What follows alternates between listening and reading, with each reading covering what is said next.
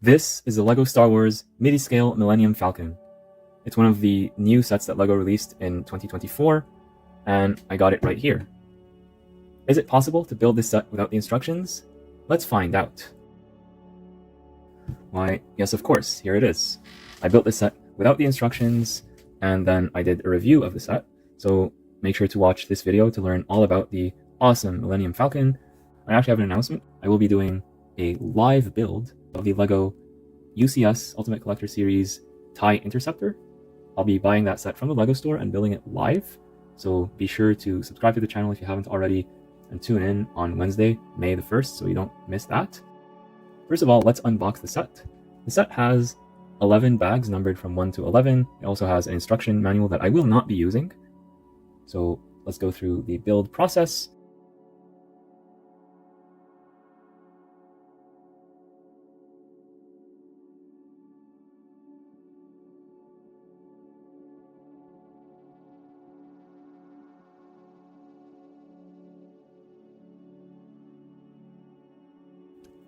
And so just before we continue, if you're a true Star Wars fan, comment down below what do you think this represents. It's done at a micro scale.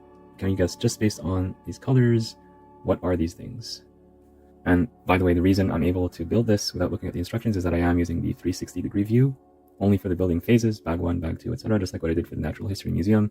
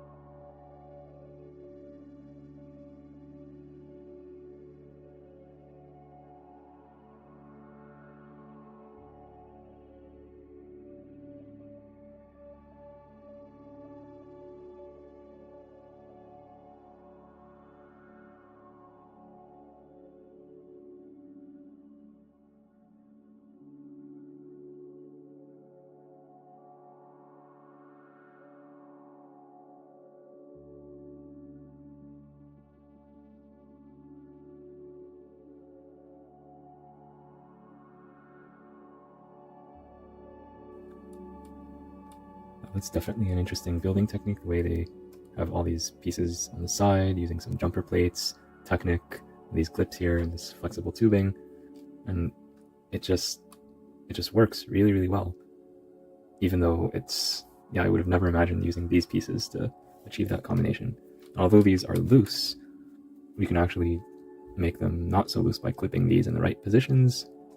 Let me just make sure I got the right. Okay, so the one with the gun goes here. I'm just looking at the box for this. Yeah, there we go. And yeah, that's just so satisfying. You press these two halves and they magically meet. That's really satisfying to me.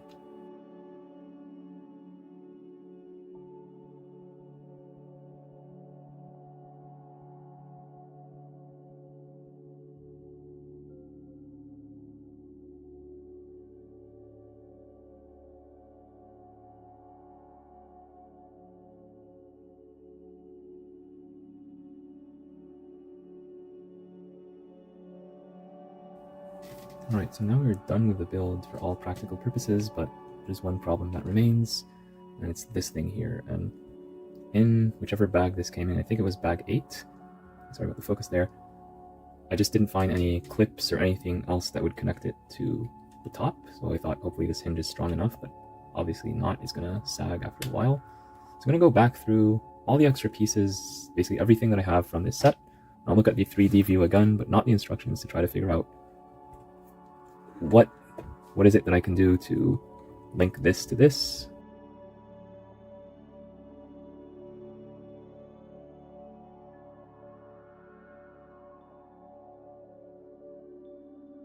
Okay, there we go. I don't know if this is perfect. It's a little bit skewed, but it's the best I could do with the limited time and pieces that I have, so we'll just go with it for now. Probably there's a better way to do this if you actually look at the instructions, but I refuse to do so. Alright, we are done with the build. I'll put on the stand later, but first let's just look at the model itself. There it is. It's the Millennium Falcon. Star Wars famous ship. I have a little bit of a play feature here. This can turn around a bit, but other than that, it's all static. Despite that, it feels pretty flimsy. It's not, well, it is well put together and not well put together. And the only way you'll understand what I mean is if you build it yourself, or if you watch a build video. Like, for example, this thing is very loose. These things are held together with clips, so if you move it around, like if you drop it, there's a good chance it's going to shatter into a million pieces. There is a Technic core at the innermost parts of it, but it's only to give the particular angle so that things can like go down. Like, it's not like, you see how it has like this tapering to it. That's done using Technic. It's a pretty genius method, to be honest, but I feel like that was too much complexity for what we end up with. It is a beautiful build. You don't have like all this looks like pretty much a circle, but we don't use any circular pieces to build it. This here at the back, I really like the way they did the rear lights here. That's pure genius, like mixing so many different building techniques together. That was really awesome. All printed pieces in this set, no stickers whatsoever, including this printed piece here as well. So this part of the build was my least favorite. I'll talk more about the building experience in a moment, but I just want to go over the set overall. So we see it's primarily a gray spaceship with a little bit of red here and there, and also at the bottom. And what surprised me, one of the highlights of this set, is that it's completely covered even from the bottom, which is something I was not expecting, because usually people are not going to be looking at this from the bottom. If you have it on a stand, and I guess this is the point where I bring in the stand, yeah, this goes all the way in. Yeah, like if you're, for whatever reason, hanging it from a very top shelf and you're looking at it from the bottom, it will look pleasing. There's so much greebling, roller skates here, so much nice part usage in this set. I don't even know where to begin. I'll just point out a few examples, like this gun here, these droid arms that are used for holding the satellite, which is nice because they were originally intended for Star Wars, and now they're also used for Star Wars, but in a different purpose. So lots of interesting part usages. These binoculars here, and I'll let you discover a lot of these on your own. These printed pieces, again, are very nice to get. You do get this Star Wars Millennium Falcon printed plaque right here, and you also get the 25th anniversary of LEGO Star Wars printed piece, and you can put that here. And if you want to hide it or put it somewhere else, then they give you this piece here, this grill piece that you could put here, so it's never empty. Now, in terms of scale, let's compare it with a minifigure. So that's what the scale is. It's obviously not minifigure scale, and there's no minifigure included with the set. I really do wish that they would have included at least one minifigure, ideally exclusive, but unfortunately they did not do that for any of these starships. So yeah, if you want this Leia, you're going to have to get her from somewhere else. I'm sure if you're going to buy the set, you probably have some LEGO Star Wars minifigures anyway, but if you don't, you're going to have to get them from somewhere else. Now, you can position this ship at multiple angles, so the way that's shown on the box, and probably the best looking, is doing this. But you could also make it point this way.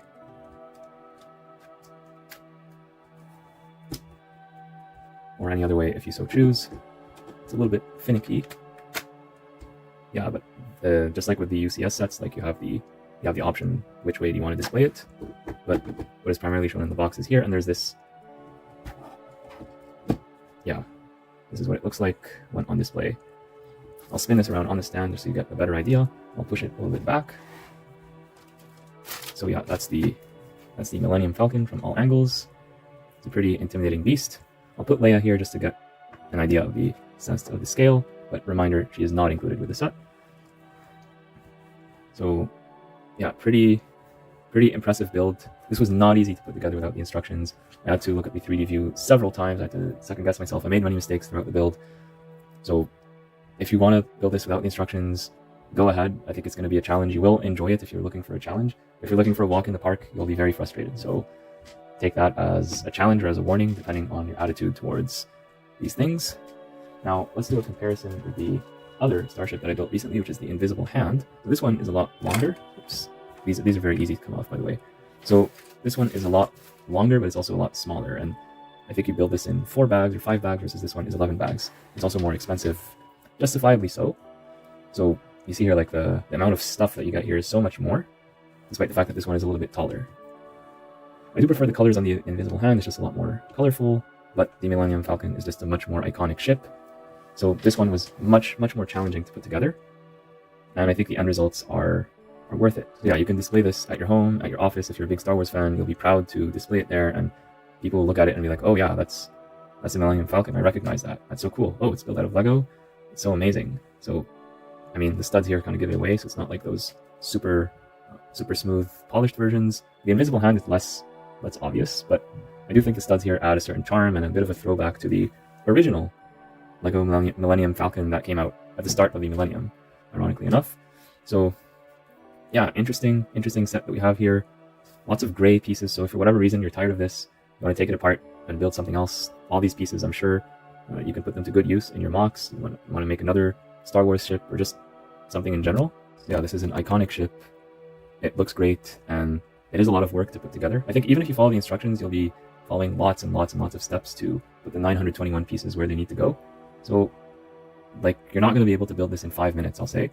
But I do think the end result is worth it, and if you're someone who likes to relax with Lego and just build Lego for fun and you want to take it slow, you can take your sweet time with this build. There's 11 bags. I'll talk more about the building experience in a moment. But yeah, it's a masterpiece. It's really a masterpiece. The downsides are that it's a little bit flimsy with all the clips here. I just feel like if you handle it the wrong way, it's going to shatter. Like if you put too much pressure on some pieces, or yeah, it's like not the most sturdy thing. And you have like some parts like that are just held on with like one clip here. So that to me is a bit of a downside. Not a deal breaker, but something I think can and should be improved for future iterations. There's a lot of studs, but as I said, it's a Lego product. It's not ashamed to be Lego, and I think the studs are actually quite charming and in line with the spirit of the Millennium Falcon, so no issues there. I do wish there was an exclusive minifigure. I think that would have really added to the value. I'll talk about price and value at the very end. So talking about building experience, building the set was really interesting without the instructions. It was really unique. I put many sets together without instructions, but this is maybe one of the most challenging ever that I've ever done, and that's saying something. So there's a lot to it. You build stuff from all sides, all angles. There's studs on top, studs on the side, studs upside down. There's clip construction, there's Technic construction on the inside. There's lots of nice part usage. It's really a joy to build and put together. So I'm doing this from memory. I didn't look at the instructions. I'm not looking at like a time lapse of me doing this. I'm just saying this live or as I record the video. From what I remember, bag 1 builds this inner core, like just this stuff here that you don't really see in the end, but like here, I'll try to zoom in. You see that there's all these funky colors that help you build, and there's some Easter eggs inside, so you have to build the set to actually know what they are. But I pointed them out while I was building it. Then bag 2 builds the bottom part, this bottom part here of these two sides. Bag 3 completes that with the top. Bag 4 does, I think, most of this, and then like the front and back here. Bag 5 does this or this, I can't remember. I think it's this actually. Bag 6 does this. Bag 7 is the stand, so you take a break from all the gray and you build this black stand. And this one is actually not that trivial. There's a part of it here that I think I didn't get 100% right, but I did the best that I can just looking at the 3D view. So So yeah, you take a little bit of a break in bag 7, then you go to bag 8, and bag 8 is the most difficult bag of the entire set in my opinion, where you build this stuff here. So we build this is easy, this is a little bit easy, but then the stuff that's on the inside and this, like connecting this to that one was a big pain to connect this bottom side to it. I initially got it wrong, I had to go back and redo it, and even here, like it's visible that it's not perfectly right, like it should be a little bit closer, but I just don't know how to do that with the parts available in the set. It's really not clear to me because there's this red microphone piece, or a Technic piece that kind of looks like a microphone that's included in bag 8, but there's nothing that clips onto it. So where would you plug this? That I was not able to figure out. So there's a small chance that I'm missing a piece and it should have been included in bag 8, or maybe there's some trick or some hack, or maybe you use a piece from a different bag or a future bag and you somehow click this into something to make it all hold together, to make it all hold itself together magically. I just don't know. So I built it to the best of my ability. So if you build this set with the instructions, you might not have this gapping issue here. So that's my fault. That's not an issue with the set. Another possible way to bridge that gap would have been maybe using these two bracket plates somehow, but then this angle here is not a 45-degree angle, whereas at the bottom it is supposed to be 45 degrees. So I don't know how you would be able to reconcile that. So it's still a mystery to me. I have not looked at the instructions at the time of this recording, so I don't know how this is supposed to be done, but it's one of the challenges that I was able to solve, but maybe not in the way that LEGO intended. But still, I'm happy that I'm at least able to make it work, and it's not going to be drooping or sagging, because I basically used one of those gray Technic pieces to do a stud reversal, and then I just connected the two halves together. So that was pretty fun to think through. So bag 9 builds this stuff here, if I'm not wrong. Bag 10 builds this. And bag 10 builds the bottom, sorry. This stuff here, so this and this tube. So that's bag 9, bag 10, and bag 11 builds like this part and this other part here. So, and then you're done with the build. You also get this Star Wars printed piece and this 25-year anniversary brick at the very last bag, in bag 11. It's always hard to put it in the stand without looking at it. Okay, so now let's talk about price and value. This set cost me $110 Canadian. I think it's $90 US if I'm not wrong. It's quite a lot of money, but do get your money's worth with this set, as opposed to, let's say, the Invisible Hand or some of LEGO's other unlicensed sets. Is this good value for money? Now, I think it's a bit subjective. If you look at price per piece, it's a little bit expensive. Of course, it could be a little bit cheaper, especially because you have so many tiny pieces here. We also have large pieces and printed pieces, so I think it balances itself out. Also get like these exclusive printed pieces as well. So I think price per piece value is okay. Could be better, but it's okay. Price to volume of stuff, like if you hold this in your hand, does it feel like 110 Canadian dollars to you? I would say so. Like it's a massive thing, and it's not all empty on the inside. It's completely full. So I think that the price to volume of stuff is there. Of course, if you offer me this set on a discount, I will always say yes. I will never say no to a good LEGO discount, but I think the pricing is fair. I would have liked to see it at $100 instead of 110, but I can't say that the pricing is outrageous. It's not a ripoff. It's decent pricing.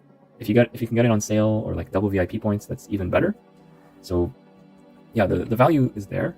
I really wish they would have included an exclusive minifigure. Well, not this particular Leia, but another Leia or Chewbacca or someone. Just give us an exclusive minifigure, because like it's an 18+ set. It's for collectors. Collectors love minifigures, so give us at least one figure, maybe two. I think that would have really helped the value proposition of this set. But since there are no minifigures included, you're gonna have to buy more LEGO Star Wars sets to get your hands on those exclusive 25th anniversary figures, which is a shame. But at least you have that option. You can pick and choose which sets that you want. And now is actually a good time to get the sets, with May 1st coming up and the May the 4th promos that actually started on May 1st come out. I actually have an announcement about that. So as I mentioned earlier, I will be doing a live build of the LEGO UCS Ultimate Collector Series Tie Interceptor. I'll be buying that set from the LEGO store and building it live. So be sure to subscribe to the channel if you haven't already, and tune in on Wednesday, May the 1st, so you don't miss that. And yeah, thank you so much for tuning into Versatile Fun Designs, and I'll see you all very soon.